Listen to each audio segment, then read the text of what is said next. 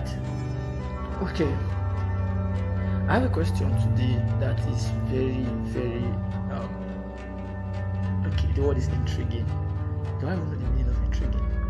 Anyway, let me use something that I know the meaning. This question is very amazing. Like, it got my attention. I have not answered the question in a long time, but this question got my attention, and I said I was going to answer.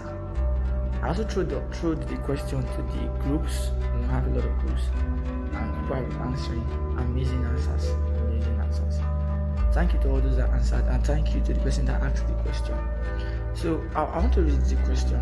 Right? There's so many lessons in what I'm about to say now.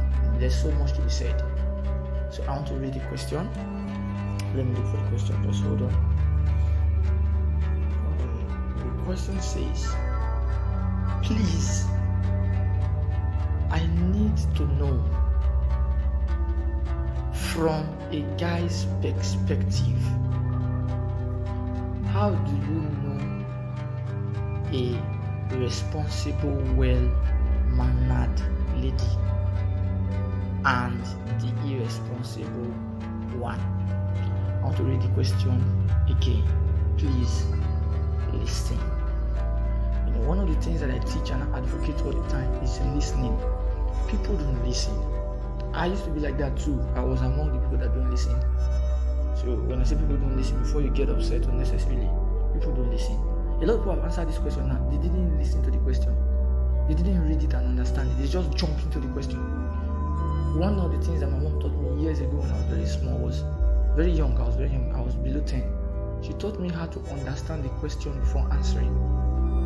You are not the one writing the question. The person who wrote the question or set the question, there is something the person wants or needs. So when you understand why they are asking what they are asking or what is in the context of the question, you will know what to answer. So you will know even if you have the answer or not. But a lot of people just read and just started answering. So I will read again now. Listen hard. The question says, please, the person is begging, I need to know. The person says, it's important that I know this thing. That's what the person is saying. The person says, from a guy's perspective. So what it means is every woman should shut up. Because this is a woman asking. She's saying, I know from my perspective. I know. See, that's because I tell you, you don't listen. You don't pay attention.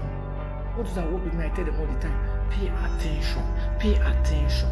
Pay attention to details. Pay attention. Pay attention. Listen, pay attention, relax. Stop rushing. Rushing to where? What's the essence of speed when you're in the wrong direction?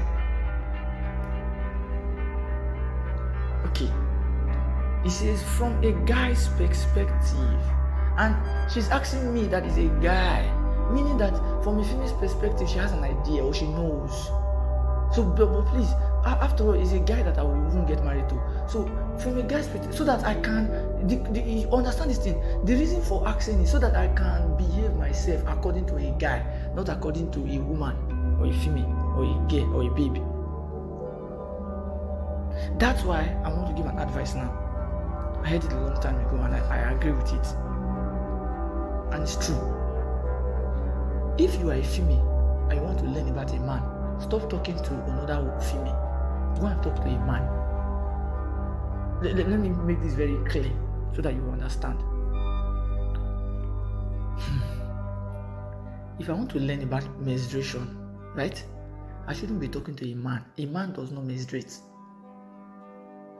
And somebody say, but the man would have learnt it. How do you know the one that have learnt it and the one that have not learnt it?